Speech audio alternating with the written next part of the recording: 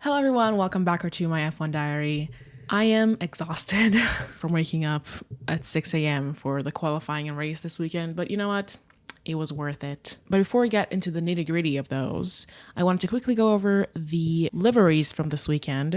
It will be quick, we only have 3. So we have the Sabre livery, which is, sure, fine. It's not ugly, but it's not pretty. It has like the checker flag surrounding it. And sure, yeah, I don't have much to say about it.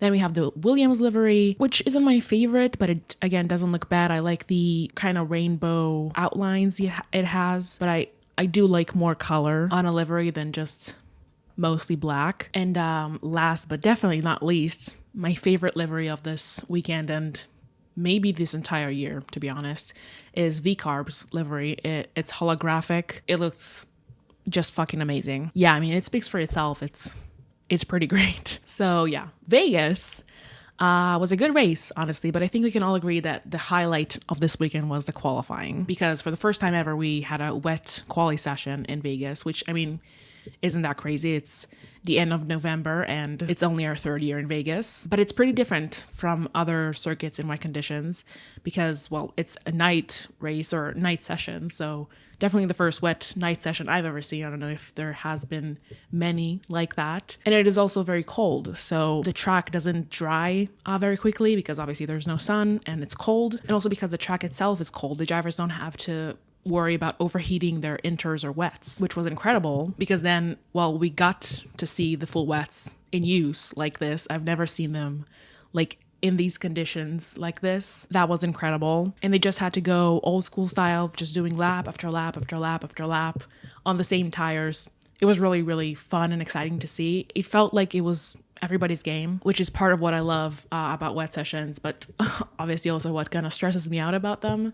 So we had Lando take pole and Max take P2, which isn't that out of the ordinary, but we did have Carlos in P3, so a great effort from him, and also Liam in P6, Alonso in P7, Isaac in P8, which isn't, again, really out of the ordinary for Isaac, but still very impressive. And then Gasly in P10. And we also had heavy hitters more towards the back, like Hamilton, who qualified P20, and Kimi, who qualified P17. So it was a very mixed qualifying, really, really exciting, really fun to watch. And now for the race itself, Max won with Lando coming in P2 and George in P3, so that was our podium. Lando went really aggressive off the line with Max. He cut him off and was really defensive, but he misjudged his braking point and went wide, which allowed Max to overtake him, and from that on, he led, I think, every lap, yeah, and won the race. So great jump for Max. Lando obviously had that mistake, but to be honest, I wasn't really expecting much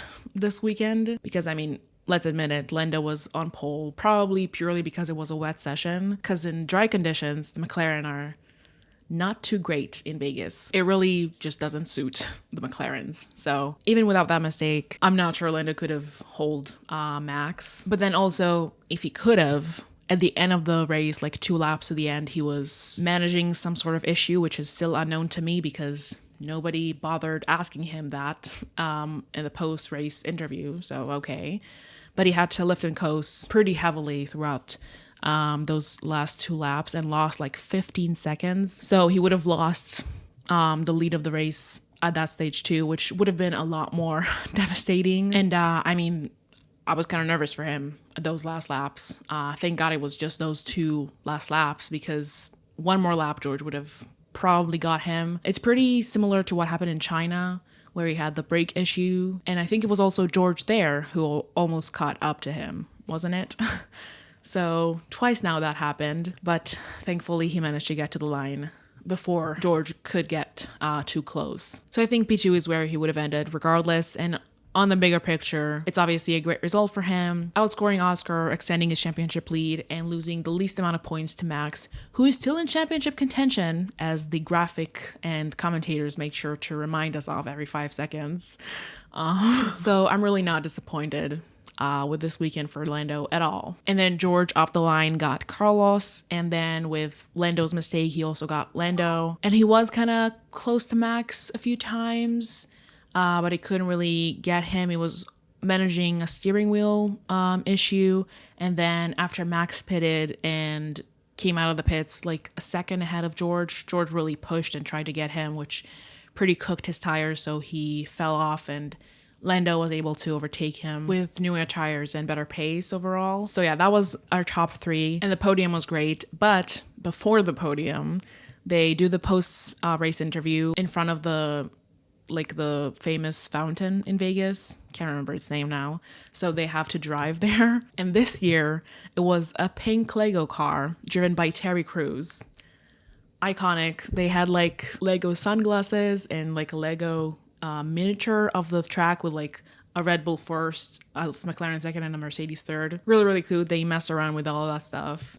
Terry Crews also recreated his... Making my way downtown, walking fast, faces fast, and I'm home bound. Super iconic, super great. I really enjoyed that. My only grievance is that I wish we could have heard them better, the drivers, but they kept cutting to the fireworks, which were great. They looked awesome, I can't lie, but I kind of want to know what the drivers are saying post-race. But also, like, the picture and sound were out of sync, so it was pretty hard to follow. It was great regardless, though. I think the collaboration between F1 and Lego is one of the best, and I really want to see more Lego cars on track like that. It's always fun to see the drivers have a fun time with that, being silly and, you know, just enjoying it, having fun, laughing with each other. Just great vibes all around, and again, pretty iconic. And then on their drive back to the podium, they had like a fountain, like a water fountain show with Mickey Mouse, with like the Sorcerer's Apprentice music from also Fantasia from Disney. Really, really cool. It looked great. I really, really enjoyed myself, to be honest. And I know a lot of F1 fans, at least in the beginning, really hated Vegas, or like the idea of Vegas because of how showy it is. But I don't know what to tell you. 3rd year in a row, it produces a great race. And also the show is great. I'm really not complaining. I'm loving it. Even though McLaren kind of suck in Vegas, I'm still really enjoying it. So yeah, that was the top 3. And then behind them, a pretty interesting race. We had Kimi in P4 on the road at the end of the race, having the best race of his career so far in F1. He started P17, as I said, and pitted very early on. He started on the softs and then pitted onto the hards. On lap 2, I think, or 3, under the virtual safety car, and then went on those hards to the end of the race and managed to have great pace right until the end, defending from Oscar, who was in his DRS for many, many laps. On much newer tires than Kimi. So a really, really great effort from him. He was completely robbed of driver of the day, to be honest. Truly great driver for him. Granted, obviously, the track, because again, the conditions are very cold, there's not a lot of degradation in the tires. And also the hard tires are obviously the most durable of the 3 compounds of the weekend. So it's not a huge surprise that they managed to do 48 laps, but it is a surprise that Kimi had such great pace by the end of the race with that old tires. So that was Kimi. He ended up P5, unfortunately, with a 5-second penalty, because he had a full start. Not like a full start, but he rolled just a tiny bit before the lights went out. So a full start, 5-second penalty. But honestly, it could have been worse. I thought Charles was also gonna get ahead of him, but Kimi beat him by 1/10 of a second. So really great job from Kimi. Great weekend. Honestly, if it weren't for that wet qualifying, maybe he could have won this weekend, like I predicted might happen. Then behind Kimi on the road was Oscar, who finished P4 after the 5 seconds were added to Kimi's time. And he ended up an okay race. He qualified P5, lost a couple of positions at the start, had pretty scary contact with Liam at the start as well, which could have ended a lot worse. So thankfully, he didn't even seemed to have damage from that. So thankfully that didn't ruin his life there. So he lost a couple of positions and then was on pursuit to catch Isaac, with Charles also chasing Oscar. And they were all kind of in each other's DRS. Oscar made a mistake in one corner and Charles got him and Isaac at the end of the day. But McLaren did a great job with their strategy and pitted Oscar and managed to undercut Charles, who, as I said, just have passed him, and also Carlos, who was P4 at that time on the road. So really great job from McLaren for that. Then we have Charles in P6, who, as I said, had a kind of rocky race. He qualified P9, so he obviously finished higher than he qualified, which is good, but again, he was undercut by Oscar, which is pretty frustrating. And then also didn't get Kimi with a 5-second penalty. So yeah, he was driving great. Ferrari kind of messed up with the strategy there. Carlos in P7, which is still good. I just really had hope for another Carlos podium, which is ambitious, I admit. But he was great this weekend as much as he could. And the Williams are great in straight line, which is most of Vegas. So I really had higher hopes for him, but it's okay. He's in a Williams. It's okay. It's fine. Then we have Isaac, who qualified P8 and finished P8. Then we have Nico, who qualified P11, so a couple of positions gained from him. And then Hamilton in P10. He started P19 because Yuki started in the pit lane, but a lot of progress for him. But nothing like major that happened with him. I think he gained most of his positions on the start of the race in the opening lap. So that was that. We did have a few DNFs. Lance and Gabby had contact into turn 1, both DNF'd, and Alex later on the race. He had contact with Lewis at one point, lost an end plate on his front wing. Continued going, but then they just decided to call it quits, Yeah, that was that. And we're really near the end of the season, which is terrifying. It's freaking me the fuck out. Everything is getting way too real. I'm just really not ready for the season to end, but I'm also very excited at the same time. I'm scared and excited, and I'm trying to enjoy the butterflies, like Danny said. We have just another 2 races and a sprint in Qatar. 58, I think they said points. Yeah, 58 points for grabs. I think it's gonna go to Abu Dhabi. Between all 3, which is again very scary but also exciting. And you know what? Yeah, fuck the doubters who said this is a boring championship, because this is the least boring championship we've had since 2021. Next up we have Qatar, which is also a sprint weekend. McLaren should be better there. The track fits McLaren more than Vegas does for sure. But it's gonna be pretty much the antithesis? Is that a word? Is that how you say that?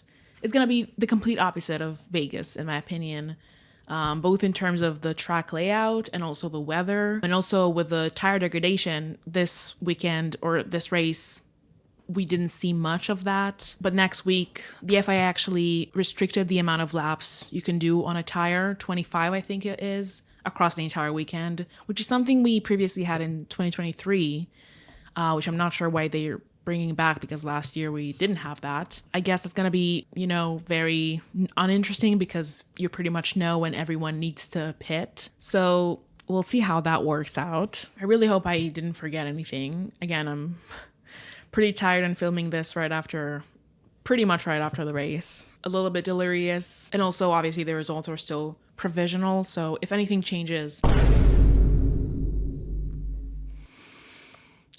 well, fuck me then. Both McLarens are disqualified. Fuck, for skid wear. They've been under investigation for like 3 hours, I'm not even kidding. It's almost always a slam dunk when a car is flagged for having skid wear like that. I don't know why it took them 3 hours to actually announce it, but yeah, that's fucking stressful, because now the standings are as follows. Lando still leads the championship with 390 points. Oscar in P2, 366 points. And Max in P3, also with 366 points. Oh, so the gap between Lando and Oscar and Max is 24 points, and I'm terrified.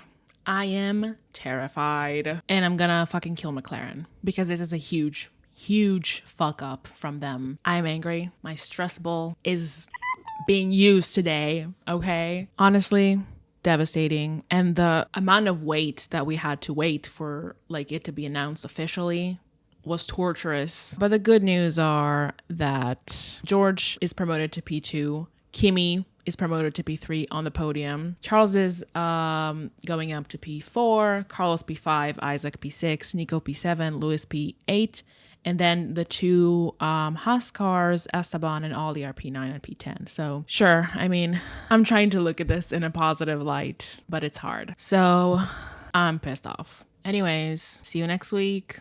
In the meantime, enjoy these memes. Bye.